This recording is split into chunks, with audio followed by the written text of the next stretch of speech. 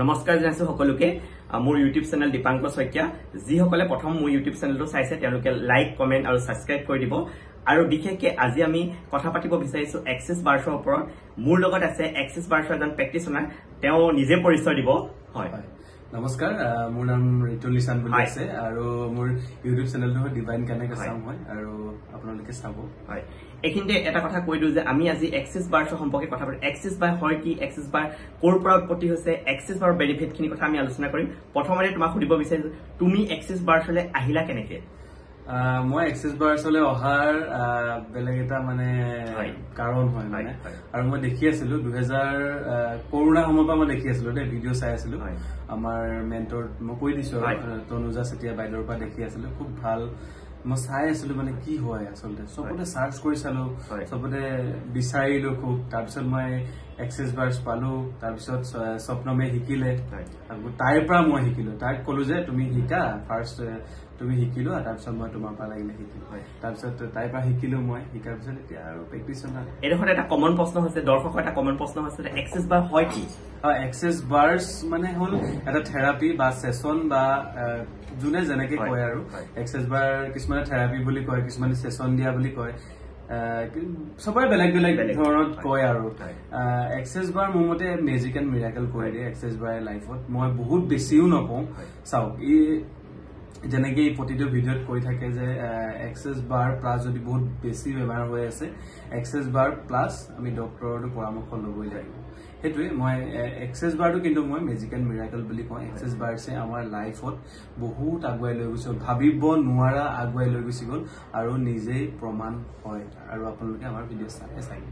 এইখিনিতে আৰু এটা প্ৰশ্ন আমালৈ খুব কমন আহি থাকে যে এক্সেস বাৰৰ বেনিফিট এক্সেস বাৰ ললে আমাৰ কি হ'ব কি আমাৰ সুবিধা হ'ব বা কি লাভ হ'ব এই প্ৰশ্নটো খুব আহি থাকে তোমাৰ মতে এক্সেস বাৰ লোৱাৰ ফলত মানুহ এজনৰ কি সুবিধা হ'ব চাওক আপোনালোকে গম পাই যে 32টা পইণ্টছত আমি বাৰ্ছ ৰান কৰো বা থেৰাপি দিও ঠিক আছে আপোনালোকে কৈ থাকে যে 32টা পইণ্টছ কোড আছে কেনেকে আছে সেইটোতো আমি সেইটো প্ৰেক্টিক আমি নিজে কৰো যেতিয়া সেইটো আপোনালোকক ক'ব নোৱাৰি যেতিয়া আপোনালোকে ক্লাছটো কৰিব তেতিয়া গম পাব ঠিক আছে এক্সেস বাৰ্ছত আমি 32টা পইণ্টছ বডি মাথাত থাকে আমি তাত বাৰ্ছ ৰান কৰো বা থেৰাপি দিও ঠিক আছে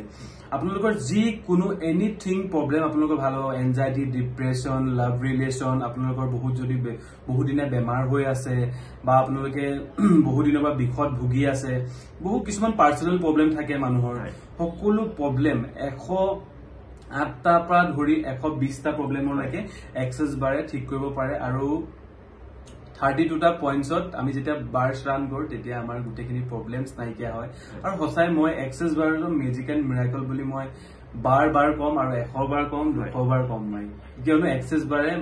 আমাৰ লাইফত আৰু বহু হাজাৰ পৰিয়ালৰ লাইফত বহুত মেজিক এণ্ড মিৰাকল কৰি দিছে আৰু সকলোৰে ভাল হওক যাতে এক্সেস বাৰ যোনে শুনিছে তেওঁলোকে এবাৰ নিজে প্ৰয়োগ কৰি চাওক তাৰ পাছত তেওঁলোকে গম পাব যে এক্সেস বাৰ সঁচাকে কৈ থকাটোৱে হয় এইখিনিতে এটা কথা তোমাক সুধিব বিচাৰিছো এক্সেস বাৰ কিছুমান ব্যক্তিয়ে বা কিছুমান দৰ্শকে ক'ব বিচাৰে যে তন্ত্ৰ মন্ত্ৰ বা এটা তন্ত্ৰ মন্ত্ৰ পদ্ধতি বুলি ক'ব বিচাৰে তুমি এই সন্দৰ্ভত কি ক'বা এক্সেস বাৰ কোনো তন্ত্ৰ মন্ত্ৰ নহয় এক্সেস বাৰ হৈছে টোটালি সায়েন্সৰ বস্তু আৰু এটা কথা মই মনত পৰিছে এক্সেস বাৰ কোনো তন্ত্ৰ মন্ত্ৰ নহয় মই আকৌ এবাৰ কৈছো আপোনালোকক এক্সেস বাৰ টোটালি সায়েন্স হয় আমাৰ বডিত 32টা পইণ্টছত আমি ৰান কৰো আমাৰ কোনো তন্ত্ৰ মন্ত্ৰ ইয়াত মন্ত্ৰ কোনো নাই ষ্টেটমেণ্ট হয় আমি যিবিলাক কওঁ এইবিলাক ষ্টেটমেণ্ট বুলি কওঁ ঠিক আছে সব আমাৰ ইংলিছতে হয় মই কৈ দিছো গোটেইখিনি আমাৰ কোনো মন্ত্ৰ নাই ইয়াত কিছুমান এনেকুৱা পাৱাৰফুল ষ্টেটমেণ্ট কিছুমান আছে আপোনালোকে যেতিয়া শিকিব যেতিয়া নিজৰ লাইফত প্ৰয়োগ কৰিব যেতিয়া বাৰ্ছ এটা আপোনাৰ লৈ চাব তাৰপিছত আপোনালোকৰ লাইফত মেজিক এণ্ড মিৰাকল হোৱাৰ ষ্টাৰ্ট হয় এইখিনিতে তুমি দৰ্শকক এক্সেস বাৰ্ছৰ এটা কিবা ষ্টেটমেণ্ট ক'ব পৰা ষ্টেটমেণ্ট আছে নেকি যিটো তুমি শ্বেয়াৰ কৰিব পাৰিবা ক'ব পাৰা হয় ষ্টেটমেণ্টটো ক'ব পাৰি যেনেকে আমাৰ এটা ষ্টেটমেণ্ট আমি ৰাতিপুৱা 10 বাৰ গাব পাৰো বা আবেলি 10 বাৰ গাব পাৰো আমাৰ আৰু এটা ষ্টেটমেণ্ট আছে সকলোৱে আপোনালোকে দেখিছে চাগে মই অল অফ লাইফটো আপোনালোকক কৈ দিওঁ all of life comes to me with his joy and glory all of life comes to me with his joy and glory all of life comes to me with his joy and glory আপোনালোকে এইটো লিখি থ'ব লিখি পিনি আপোনালোকে ৰাতিপুৱা শুই উঠাৰ আগতে বিচনাতে মাতিব পাৰে 10 বাৰ আৰু 10 বাৰ মই এইটো কৈ দিছো আপোনালোকে আবেলিও 10 বাৰ মাতিব পাৰে কিন্তু আপোনালোকে দিনটো মাতি থাকিব পাৰে কোনো কথা নাই আপোনালোকে এইটো মন্ত্ৰ হিচাপে লৈ ল'ব এইটো মাতি থাকিব পাৰে all of life comes to me with his joy and glory আপোনালোকে গম পাইছে আৰু এটা মই মাজতে কথা এটা কৈ দিব বিচাৰো চাওক কিছুমানে কয় এষ্ট্ৰলজি কৰিব নালাগে এক্সেছ বাৰ ললে বাস্তু কৰিব নালাগে এষ্ট্ৰলজি ললে বাস্তু এষ্ট্ৰলজি বেলেগ এটা পাৰ্ট আমি প্ৰয়োগ কৰিবই লাগিব এক্সেছ বাৰটো হ'ল সায়েন্সৰ বস্তু আৰু বাস্তু আৰু এষ্ট্ৰলজিটো এইটো বহু দিনৰ হয় আৰু এক্সেছ বাৰটো বহু দিনৰে হয় মই নকওঁ কিন্তু দুইটা পাৰ্ট বেলেগ বেলেগ পাৰ্ট হয় যোনটো এষ্ট্ৰলজি আৰু বাস্তু বেলেগ বেলেগ টোটেলি বেলেগ বস্তু হয় সেইটো আমি প্ৰয়োগ কৰিব লাগিব বাস্তু যদি ঠিক নাথাকে আমাৰ ঘৰখনত এক্সেছ বাৰ ল'লে আমাৰ ঠিক হ'ব কিন্তু আমাৰ এইটো পাৰ্মানেণ্ট নহ'ব যেতিয়া আমি ঘৰৰ বাস্তুটো ঠিক থাকে মই কৈ দিছো আৰু মানে কিছুমানৰ ভুল ধাৰণা থাকে যেতিয়া বাস্তুটো ঠিক থাকে বা আমাৰ ঘৰৰ পৰিৱেশটো ভাল থাকে তেতিয়াহে আমাৰ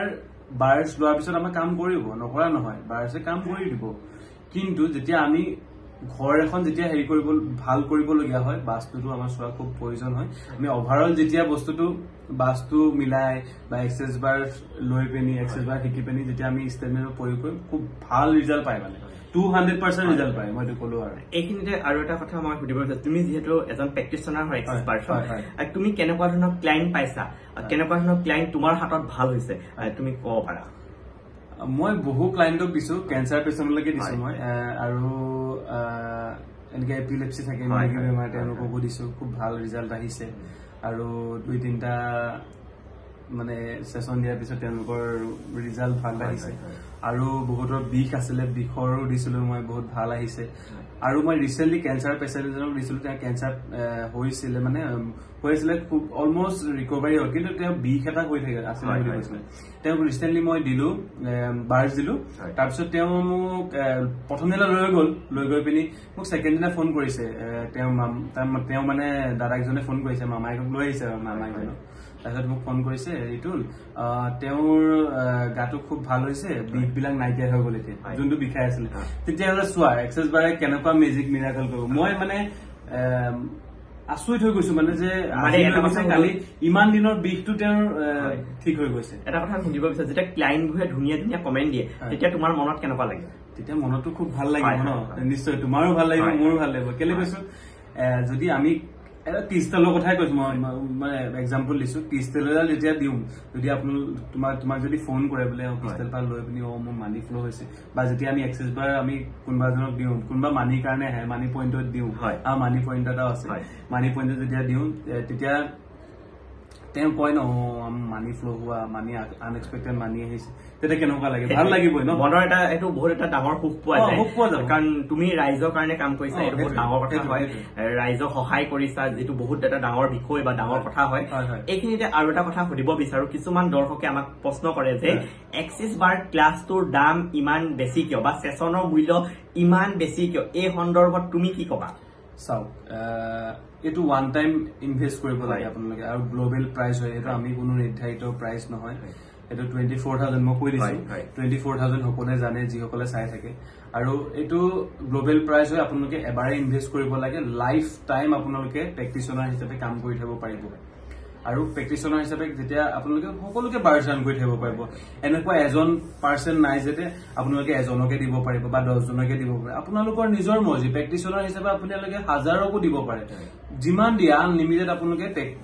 মইতো জানোৱেই বাৰু কিন্তু আমাৰ দৰ্শকসকলক মই জনাব বিচাৰিছো যে এক্সেছ বাৰ ক্লাছটো কেইদিনীয়া হয় আমাক প্ৰশ্ন কৰে হয় এক্সেছ বাৰ ক্লাছটো আৰু এটা মই কথা কৈ দিওঁ ৰুলছ এণ্ড ৰেগুলেশ্যনৰ মতে এক্সেছ বাৰ ক্লাছটো যদি এদিনত নহয় তেওঁ আকৌ নেক্সট দিনা শিকিব আহিব পাৰে সেইটো আছে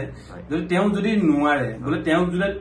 তুমি শিকাই পঠিয়াইছা ধুনীয়াকে 4-5 বাৰ তুমি প্ৰেক্টিচ কৰাই পঠিয়াইছা তাৰ পাছত বোলে বুজি পোৱা নাই তুমি কিছুমান ভিডিঅ' প্ৰভাইড কৰিলা বা তেওঁ কিছুমান যিবিলাক ষ্টেটমেণ্ট এইবিলাক প্ৰভাইড কৰিলা তুমি গাই দিলা যদি তেওঁ তেনেকে বুজি পাইছে ঠিক আছে তাতে তেওঁ চাই কৰিব পাৰিব যদি তেওঁ বুজা নাই তেতিয়া তুমি এটা টাইম দিব পাৰিবা যাতে আপুনি আহিব মই এবাৰ আকৌ বুজাই দিম আপোনাক তেনেকে বুজাব পাৰি 2 দিন টাইম থাকে মানে আমাৰ হাতত এইখিনিতে দৰ্শকসকলক কৈ দিওঁ যিসকলে এক্সিছ বাৰ্ছৰ সেশন তেওঁৰ দ্বাৰা হাতে ল'ব বিচাৰে তেওঁ গুৱাহাটীত থাকে তেওঁক কণ্টেক্ট কৰিব পাৰে আৰু তেওঁলোকে অসমৰ বিভিন্ন প্ৰান্তত এক্সিছ বাৰ্ছৰ ক্লাছো দি থাকে আৰু ময়ো অসমৰ বিভিন্ন প্ৰান্তত এক্সিছ বাৰ্ছৰ ক্লাছ সেশন দি থাকো মোৰ লগত কণ্টেক্ট কৰিব পাৰে আমি দুইজনৰ নম্বৰ আমি তলত দি দিম এইখিনিতে আৰু এটা প্ৰশ্ন সুধো এক্সিছ বাৰ্ছ আৰু এক্সিছ বডি প্ৰচেছ দুইটা কি পাৰ্থক্য আছে এক্সেছ বাৰ্ছ চাওক এক্সেছ বাৰ্ছ আমাৰ যিকোনো প্ৰব্লেমছৰ কাৰণে এনজাইটি ডিপ্ৰেছন লাভ ৰিলেশ্যন যিকোনো প্ৰব্লেমৰ কাৰণে আপোনালোকে ল'ব পাৰে এক্সেছ বাৰ্ছ আৰু বডি প্ৰচেছ হৈছে আপোনালোকে গম পাইছে বডিৰ যিকোনো অৰ্গেন বিলাকক যেতিয়া আমি হিল কৰিব পাৰো বডি প্ৰচেছ দি পিনি আমি হিল কৰিব পাৰো আৰু হিল কৰিলে আমাৰ বডিটো পুৰা যোনটো এনাৰ্জি বুষ্ট হয় যেনেকে আমি এটা পোষ্ট এটা দিয়াৰ পিছত বুষ্ট কৰিব পাৰো তেনেকে আমাৰ যেতিয়া আমি বডি প্ৰচেছ ইউজ কৰো আৰু বডি প্ৰচেছটো খুব দৰকাৰী হয় লোৱাটো খুব ল'ব লাগে আপোনালোকে আৰু দিয়াজনৰ বহুত কষ্ট হয় সেইটো কাৰণে এমাউণ্টটো অকণমান বেছি হয় বাৰু মই কৈ দিছো আপোনালোকে ক্লিয়াৰকে আৰু আপোনালোকে ল'ব পাৰে বডি গোটেইখিনি অৰ্গেনত দিয়া হয় বডি প্ৰচেছটো খুব এটা ভাল যদি বেমাৰ আপোনালোকৰ যদি অৰ্গেনৰ কিছুমান বেমাৰ হৈ আছে বহুত বেমাৰত ভুগি থাকে তেতিয়া আপোনালোকে বডি প্ৰচেছটো